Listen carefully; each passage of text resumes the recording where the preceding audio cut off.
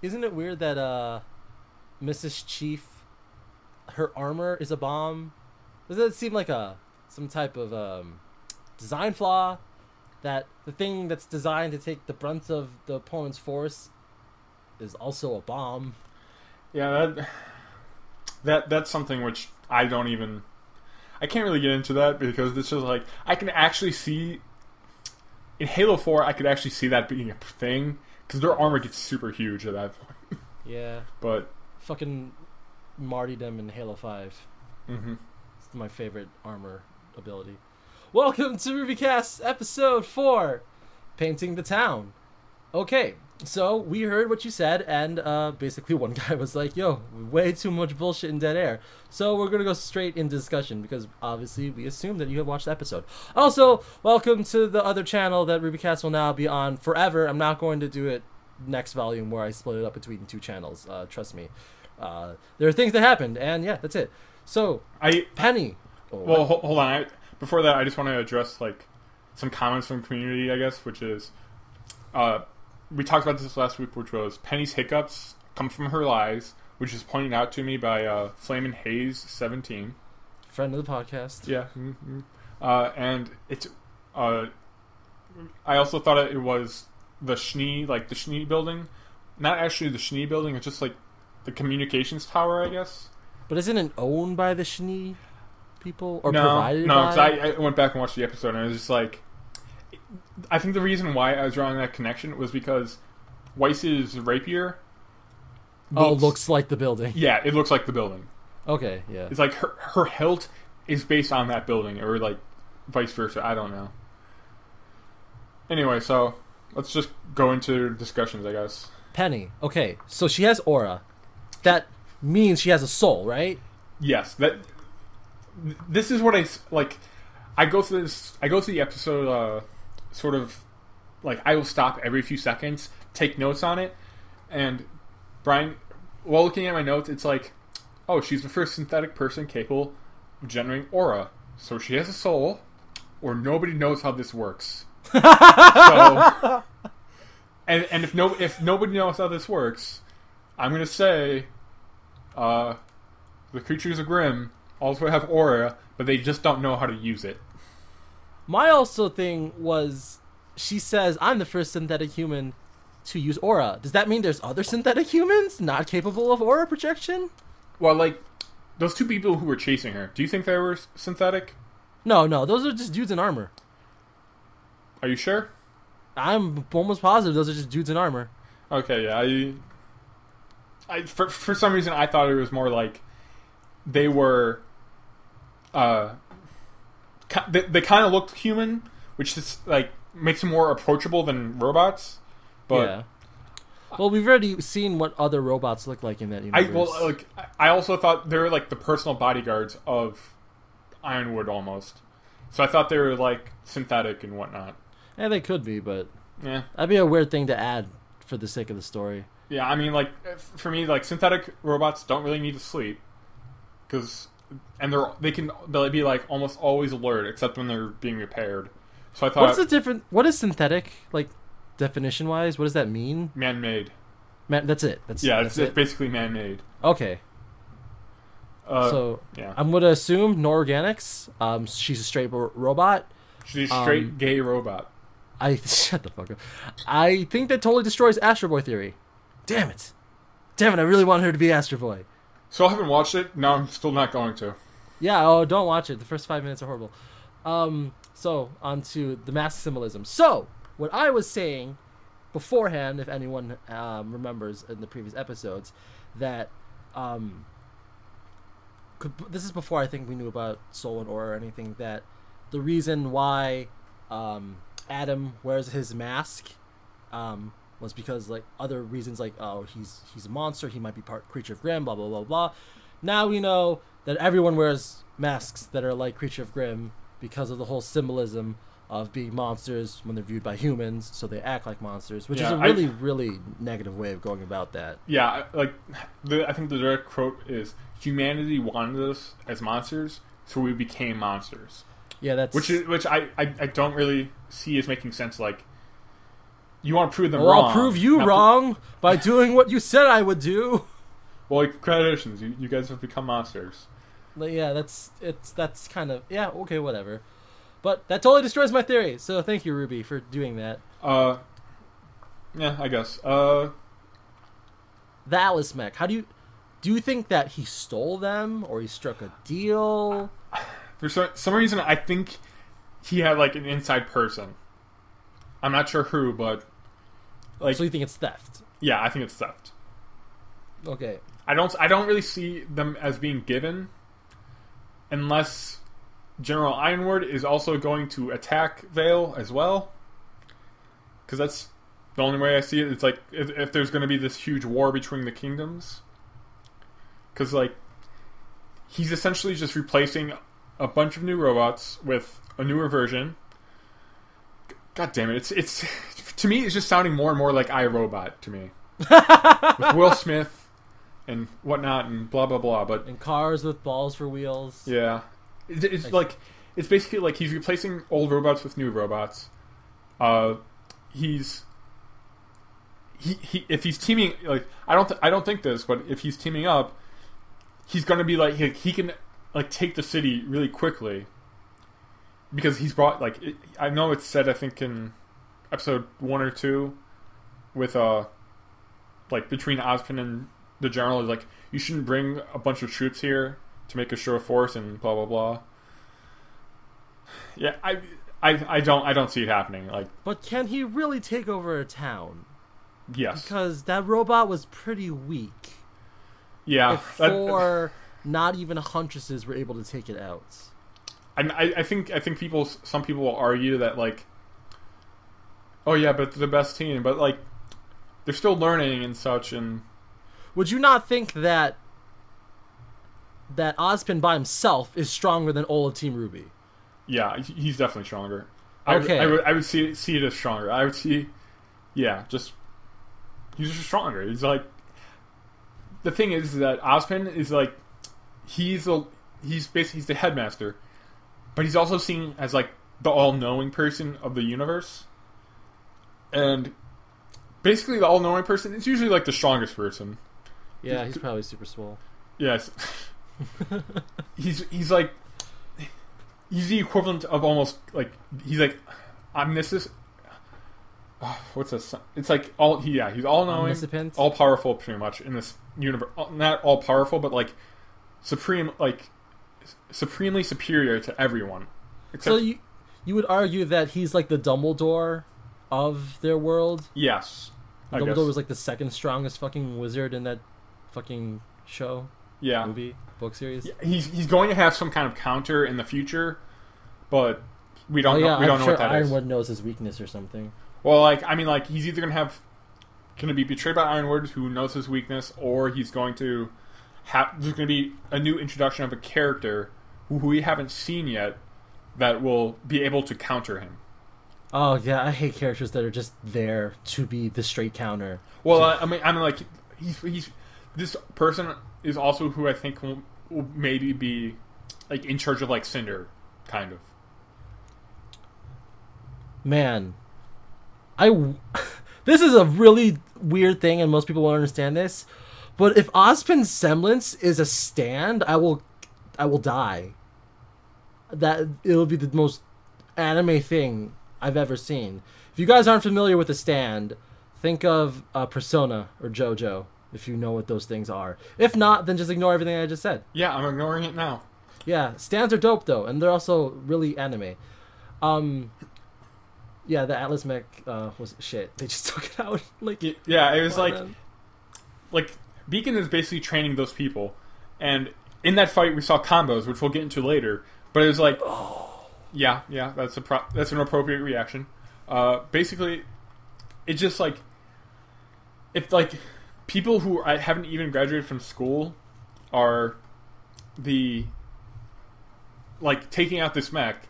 It could be that like Roman doesn't really know how to use it, but like the general said, like this is supposed to be something that's huge. This is supposed to be something that can like end a fight. Like it's like a tank. A tank is not something that can easily be beaten unless you have the right equipment.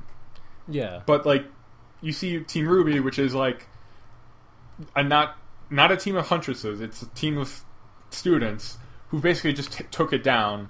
Something that was supposed to be like revolutionary for like General Ironwood's army, I guess. Yeah, and Yang actually just punched it apart. Yeah. It wasn't like some awesome, super big team attack like when they took out the Nevermore. Yang just punched it really hard. Mm-hmm. Move on, or? Yeah, Neptune's weapon. So, like, throughout that, like, I was just like, okay, first it's an assault rifle, we know that. And then it transformed, I'm like, oh my god, it's a Nagita. I'm like, oh shit. Like, cause like, I'm so surprised you know what a Nagitana is! Yes, I know. Or Nagi... whatever. I don't know how to say it, I just... Nagita? Nagit... whatever. Yeah, it's basically like a Chinese, I think, weapon. It's spear. It's like a spear weapon.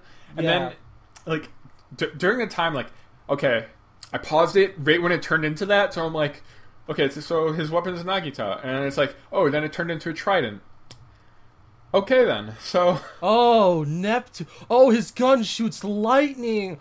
Oh. Yeah. It's sort of that. And I want to say, like, to me, it doesn't really seem like a trident. I know that's what it's supposed to be representing, but, like, just, like, from the ending shot, which is, like, them sitting at the noodle place, like, you see it just, like, a trident is, I see as, like, 3 points. Like, the fork has, like, 3 points. This, it seems more like of a slicing. It doesn't seem pointy enough to be a trident. Nah, So I was like, I guess it's a tri-bladed Nagita, and I'm like, I didn't really know, but yeah, it just seemed kind of weird to me. I think it would work. Yeah. So I think Sun Wukong in Chinese mythology, is he a god?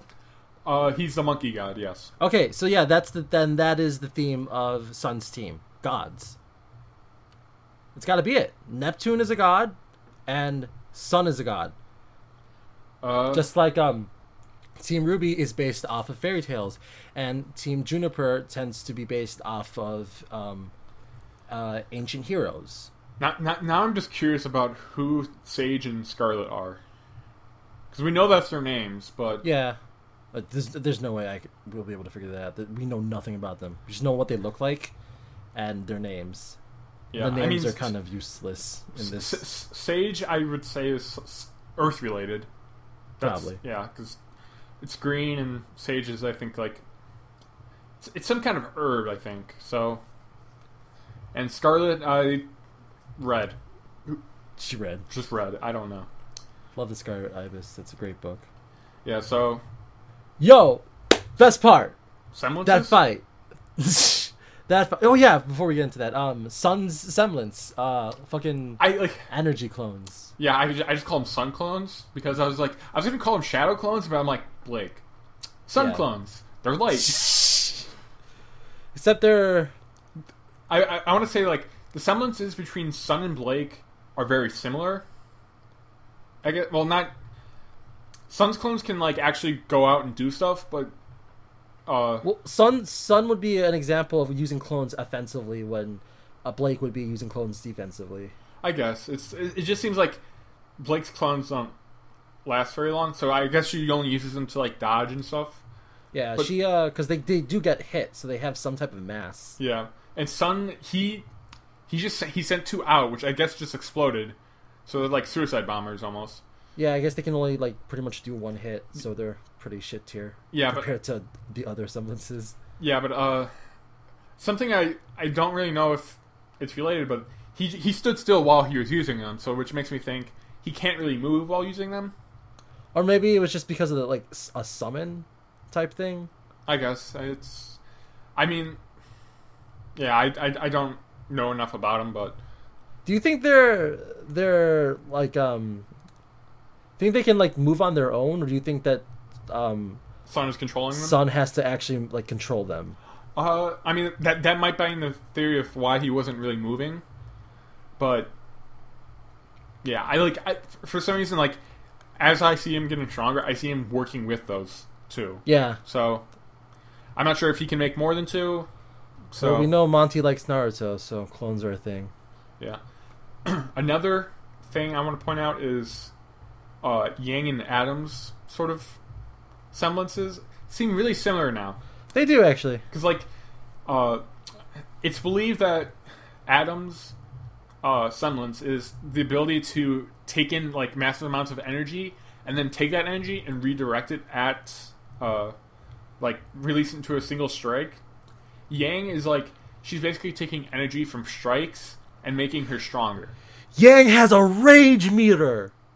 Yo! Yeah, basically. That shit's insane. The more I'm hit, the stronger I become. That's from something that I can't remember. Which is like, I'm drawing the correlation to Super Saiyan because yellow hair, floating fire things, glowing, blah blah blah. Yeah. But it's like, it's also like in Dragon Ball Z, Saiyans, if they get beaten, they become strong. Like if they survive like a fatal fight, they become stronger. Yeah, if they get beaten to near death, they get stronger. Yeah, which is like kind of similar. I mean, which is changed, of course, but like it basically reminds me of that even more.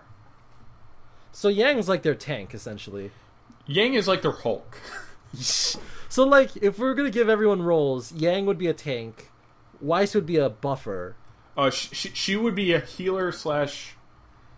Yeah, she'd be a healer slash buffer, I guess, if you want to say that. Blake would be a rogue, or like a cloaked DPS, and Ruby would be DPS. Yeah, it's definitely DPS. If you don't know what those terms mean, be nerdier. Yes. Play Wildstar. Yes. Okay, so I had a debate with a friend when I was watching this, on whether the combos were names of attacks or names of team-ups. But it's gotta be attacks, right? I would say attacks, but I mean, I don't really know at this point. Like, 'cause it could be either or, because... Well, Freezer Burn and Ice Flower, like, is Ice part of Weiss's motif? Well, Ice Queen, Winter Queen. Oh, that's just because she's a bitch and wears white. But, like, is it actually part of her, like, motif? Like, what is she based on? Snow White? I think so. Snow White? I can't remember all. Besides the name, does Snow White have actually anything to do with ice? Man, I don't know, Disney. Because, yeah, Freezer Burn sounds like a technique, with things like Checkmate and Ladybug and Bumblebee, which is hilarious, and Ice Flower. Especially Ice Flower. Ice Flower sounds like a technique. Yeah, it's... I mean, Freezer Burn, I can see because Yang is associated with fire. Ruby, I guess, is associated with fall. No, I don't really know, because it's... I can't really say what I know on it, because for me it was just like, oh yeah, I thought they were attacks, because like Ruby was sort of just giving orders, and I don't really know. It just seems like they're attacks. Yeah, I would say they're attacks. They definitely look like that. So this is one of the things I love in anime and manga, in which you give people powers, but the interesting thing is how they use them. How they use them together. Yeah, like things that are amazing at this would be Hoshino Samandere or Sugimomo. Those have really interesting ways of using very simple powers. Like, when you think about it, Yang's power is to either punch bullets at long range or close range. Like, that's really her power. And she can, use the momentum from the bullets to move faster, but that's it. Yeah, she doesn't have any techniques outside of that. But the idea of using Blake's ribbon and using her as, like, I don't know what that is called, but, like, as a point and building up, like, centrifugal force with Yang just by spitting, that's awesome. That's ingenious. That's fucking cool as fuck. Oh my god. Yeah, I think that was the Bumblebee move. Yeah, it's Bumblebee. So, or using Weiss to enchant Ruby's bullets, which oh yeah, which was weird. ice. So yeah, it's weird because whoever the guy that made that the Ruby GE game had ice bullets, Oh, as part of the things you can pick I up. think it was like Ryan Scott. Yeah, that guy works for fucking Rooster Teeth. That's awesome. Yeah. Yeah, but oh my god, all those combo attacks are great. And I swear to God, the time buff that Weiss gave Blake is straight up a nod to Dead Fantasy 2, in which Tifa uses the time buff all the time and does the sickest combos with it. And then Blake does a fucking limit break. Yeah, I just don't remember Dead Fantasy 2 that well. I know it had to do with falling and all whatnot, but yeah, but there's the times where someone casts a buff and it's the same color as the buff in Dead Fantasy, and it does the same thing where the clock appears underneath them, and then the gears turn, and then the clock hands go faster and faster to show that the person's getting speed up. It's the same exact effect. yeah, I mean, I can see them pulling assets from like different things and like sort of like remodeling it for their use, I guess. Oh god, that also introduces the fact that there is time dust. Then Yeah. the time is an actual physical element in that world. Or it's her semblance, because Well, her semblance is the Glyphs. The glyphs, which is but like the glyphs are powered by dust. I guess. I don't know. That's really they still haven't explained semblances, so I don't know if do you think Wise is able to cast without a chime or an interface or a chime in Dark Souls, without a medium, like if she doesn't have a wand or if she doesn't have her rapier or doesn't have like a dust crystal, do you think she can make glyphs? Maybe like basic ones, but yeah, I don't know. I mean, not elemental glyphs. Yeah. Like raw speed up maybe, but yeah. Again, we don't know. But I'm almost positive, since that felt elemental, that time is also a element in that world that you can mine, which it's the sands of time. Stupid broken, if you ask me, because time is the most broken power ever. Yeah. That's awesome. Yeah, I have no opinions on this. So, the combos, we had Freezer Burn, Checkmate, Ladybug. I think it's Ladybug. I don't really know. No, it's Ladybug. Okay, it's Ladybug. Bumblebee and Ice Flower. So Freezer Burn was basically Weiss freezes the ground to make it slippery, and then Yang just punches it. I think it was. Yeah, to create a mist. Yeah, and I'm like, that jutsu from Naruto is like cure the mist jutsu, which is basically Zabuza. That's his name. Whoa, Naruto, you nerd. Exactly. Checkmate was just basically them like circling it and attacking like its legs, which didn't seem really powerful, but And then the buff. yeah, and then the buff happened, and that happened. Stupid broken. I think it might have been with a lot of Weiss using glyphs to boost Blake's abilities, because there are a lot of times where Weiss did the speed glyph underneath Blake, so that Blake could do like dodges. Mm-hmm. Ladybug, I guess, is just a high DPS technique between Blake and Ruby. Yeah, and then we had the Bumblebee, which was the spinning. Oh yeah. God, that's awesome. Ice Flower, the to the limit movement, which was true with them. I didn't see any Ruby or Yang combo. Yeah, I don't think that they had to do that.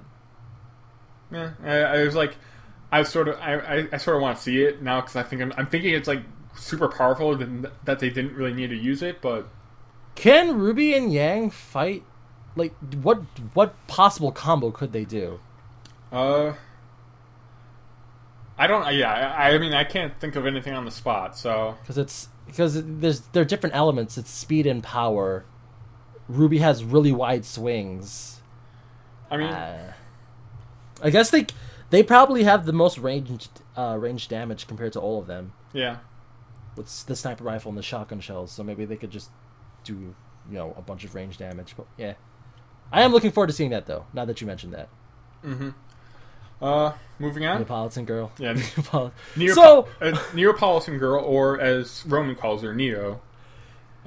If you follow Monty on Twitter, Monty does this stupid, insane thing where he just posts pictures of nothing, like no context, the most confusing bullshit ever.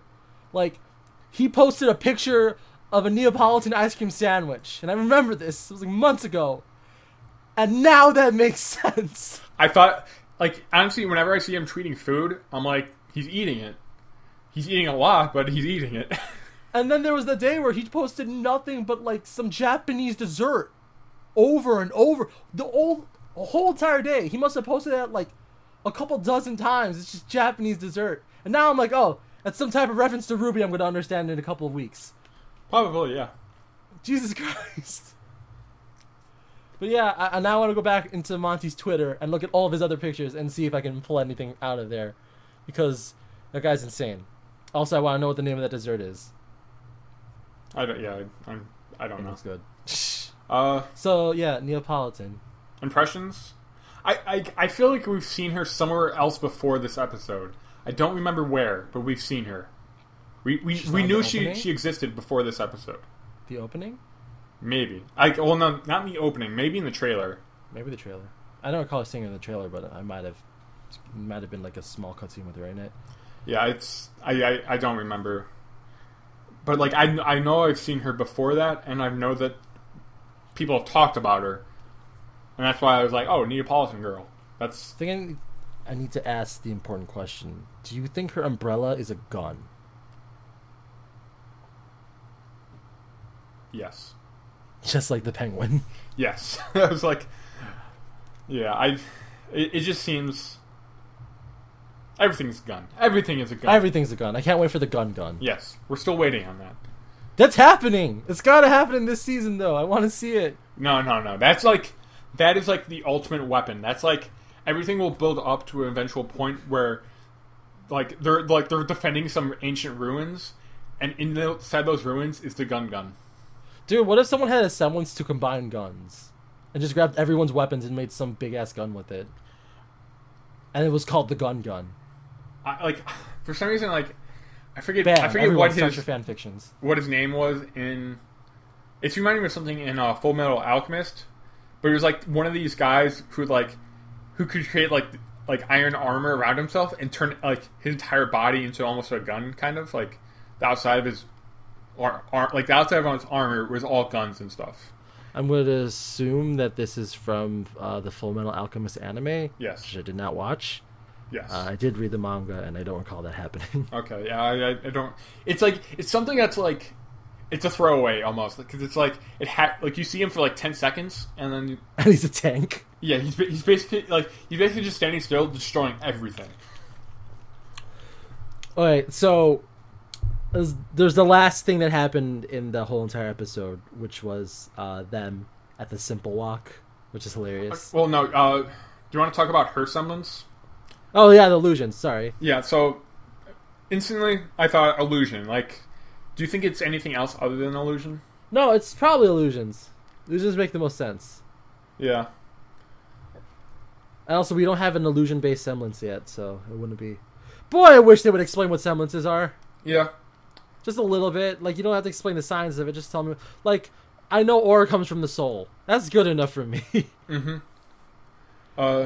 Then we had the Weiss pun, which was, it was a throw. It was funny. Not really the pun itself, but more the reaction. The reactions to it. And I was like, there's a time and a place to do it. This was not that time. Weiss is so much more likable this season. Yeah. Like, 100 times more I like her now. I was very on the fence with her, and no, Weiss is awesome. I will definitely say I don't no longer hate her or I'm neutral, but I'm still I like her very little. It's like I no longer hate her. I like her, but like she's like probably my least liked character. So yeah, right now my least liked character is probably Ren, just because he hasn't done anything. Wish he would do things. But the thing is that they had the funny point of in the library. He's like, reading is for the library is for reading. He's like, thank you. that was funny. Yeah. And then do you think Neapolitan is part of Torchwick's air quotes team? I have some crazy theories, Brian. Oh yeah. Which we will get to before we go into your crack part theories. We forgot to mention with Junior. One, odd that Junior doesn't straight hate Yang. Yeah. 2, so those men that were with Torchwick aren't Torchwick's men. Mm-hmm. So that's really weird. That Torchwick is the type of person that doesn't have his own henchmen. Yeah, so I'm like, I know a few episodes we talked about the hierarchy. So the hierarchy now is Torchwick is like on the bottom almost. Yeah, he's like on the line of like Junior. Yeah, he's on the line. That means Junior's the boss. Junior's the boss of a bunch of henchmen, and Melanie and Militia, I'm also guessing, which also showed up in this episode. Yeah, I wish they said more things. I really like those characters. Yeah, and basically, like, I don't really know. I lost my train of thought. God damn it. Don't really know whether I don't know what you're trying to go at. All I know is that Junior runs the gang. Yeah, like Junior and Torchwick are on the same level of like. Not even that. I think Junior, like, they're both separate. Junior and Torchwick are both separate, but now it seems like Junior is on the same level of Cinder almost. Not in terms of like evilness, I guess you could say, but more like in terms of hierarchy. Hierarchy. Dude's like a mafia leader. Yeah, he's like he's basically he straight owns a fucking dance club. Yeah, people that own dance clubs are evil. All people who own dance clubs are evil. That's a given fact in our world, Brian. But yeah. Also, I noticed that the moon was totally put together in that episode. Yeah, I sort of just stopped paying attention to that. Didn't someone had a theory that the moon is broken the more that like bad stuff are happening? But if like there's a big fight and the moon's put together, doesn't that just destroy the theory? No, I think that was my theory.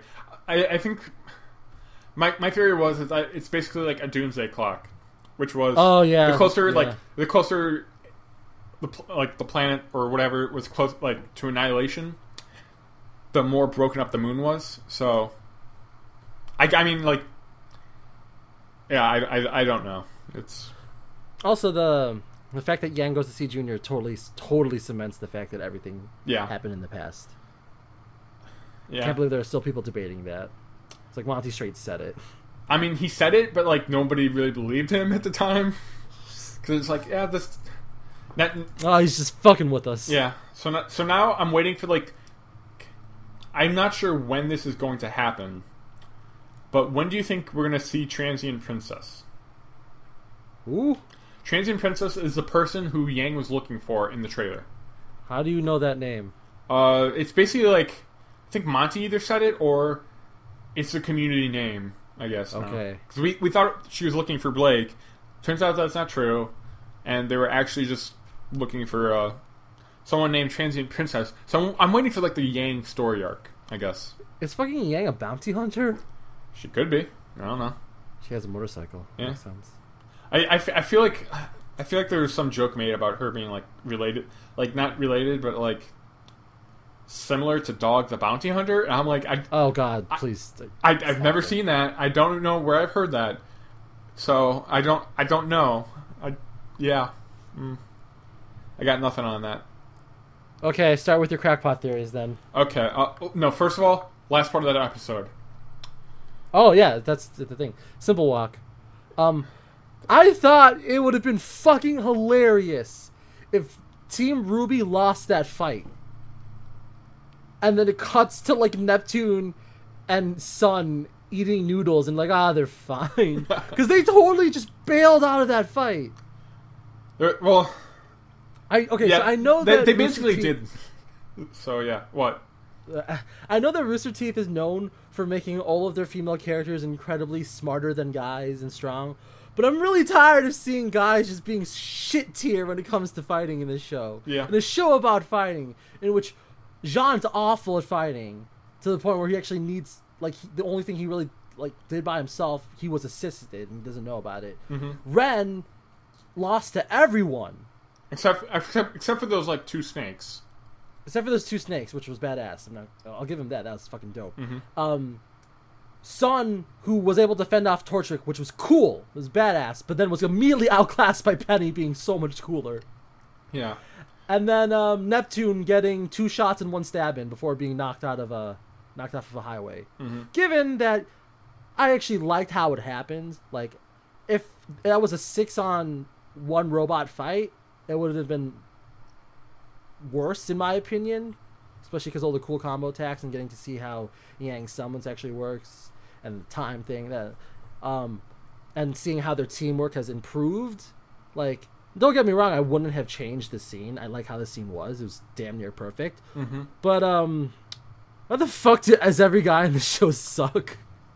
I'm just waiting for like Osmond to show up and just be like, I am God.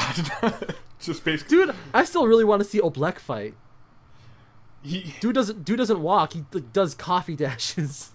I feel like Oblek and Professor Port would be like a great team. Professor Port all power, Oblek all speed, I guess. Yo, that'd be dope. And I hope the more I see characters, the more I hope that like a bunch of shit goes down to see everyone fights. I'm waiting for like Dead Fantasy 7 now, where it's just all RWBY. It's all RWBY characters. Did you see Dead Fantasy 6? No. Where it's Naminé, and then it's Kairi, but then Kairi turns into Naminé, and then she's wielding like 6 Keyblades at once on her back like wings, and they also shoot laser beams. So what you're saying is, in Dead Fantasy 7, which will not happen actually, I'm just making a joke. I know that Monty loves people talking about it. Everyone turns into RWBY characters and they just start fighting. Kinda.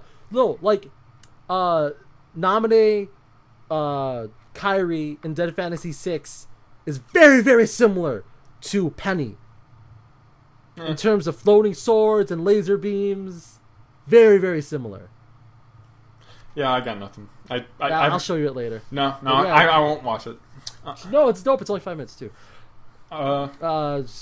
Go be more crazy. Okay, so this part of the podcast is brought to you by me and my crazy theories. Basically, Adam is the leader of the White Fang.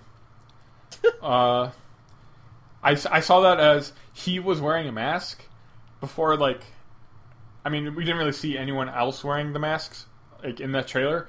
Like, Blake wasn't wearing a mask. I think she was holding a mask, but she threw it away. Oh, shit, you're right. I think she was holding a mask. So, I gotta go back and watch that. But anyway, yeah, it's just like weird things that like pop into my head while I was watching the episode. Was that Adam is the leader of the White Fang. Neapolitan Girl is related to Torchwick. Like family related? Family related, yes. Blood. Okay. Blood relatives. My theory for this is that Torchwick, he has a cane. He has a candy cane handle. Neo has an umbrella with a candy cane handle. Just popped into my head. I don't know why. I think they're related. Yeah. Also, Neo has Heliochroma, which was two different eye colors, Yeah. which fits into the theme of Neapolitan. And basically, like, I was trying, like, I couldn't really I didn't really try that hard. Like, whenever I see people with similar eye colors, I assume they're kind of related because of what happened in RWB 10. With, okay, yeah. Spoiler alert, Carolina and the director. Yeah, so, I mean, I know that Blake and Cinder aren't related at all. So, Monty has confirmed that. But, like, yeah, I just have crackpot theories about that. So it's just like Neapolitan Girl related to Torchwick because they both have the same kind of handles on their weapons. Don't know why. It's just that. I agree with your last theory, except for this second part of your last theory. My second part? There's 3 parts to this. Which one are you talking about? Yeah, I agree with 1 and 2. Okay. Yeah, that last one was really stretching. What I'm talking about is that guy who works from dusk till dawn. No, from dusk till dawn. He runs the dust shop, and apparently he also now works the noodle shop, A Simple Walk. So I think this guy is secretly a spy, or that he has a twin brother, or this is the one that's stretching a lot, that he was part of a cloning program by the government to be everywhere at once. Okay, I'm going to expand on your second point, and I'm going to say it's straight up Nurse Joy and Officer Jenny up in this city. That makes perfect sense, since we know that they're all clones of each other. I don't care what they say about their mothers having like 11 children at the same time. She would not have survived. I think that's No, they're all cousins. Oh, I thought they're all No, aren't all Nurse Joy's and Officer Jenny's cousins? So you're saying that each like not cousins but sisters and like sisters. Yeah. I don't know why. All had identical children. For some, I don't even know anymore. I was going to say that this guy, the old guy, works for Crow, and people talk when they're like unguarded. So like when they're eating, people are less. They have loose tongues, I guess is what you could say. And with the whole dust shop thing, you're finding out who's buying dust or who's stealing dust in this case. Like he can pass that information along and say, "Oh yeah, these people have bought dust." He's passing that information along to Crow. I actually had a theory that this was Crow as well, but episode 1 killed that theory. Yeah, I mean, because they met and they're like, "Yeah, we don't know each other." And unless he's wearing a mask. Exactly. It could be that. He has a twin brother. Like, cause like, I'm like, I briefly entertained the thought of he had a like last episode. You see Penny stop his truck. So from Dusk Till Dawn truck that he was driving, and we were like, oh yeah, she's super strong, blah blah blah. So this guy, he's like, oh well, the truck is damaged. I've lost money. I gotta open up a noodle shop now. I'm like, this all happened the same day. There's no way he works that fast. Yo, for an old man, that guy moves fast. He's like, he works everywhere. He was a truck driver. He runs a dust shop, and he has a noodle shop. Does that old man have a proper like name? No, I don't think so. I could look it up, but I'm not going to. He's just like the old guy. I don't know. The old guy.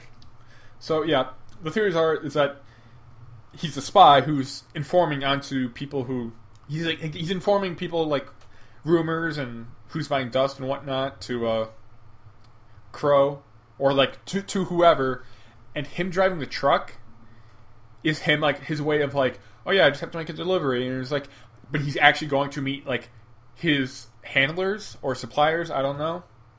So that's my spy theory. Or he has a twin brother, or brothers, I don't know. He could be like Nurse Joy, whatever, who is like, he just has brothers. I don't know why. Or that he's part of a cloning program designed by Atlas who is just like designed to be a spy.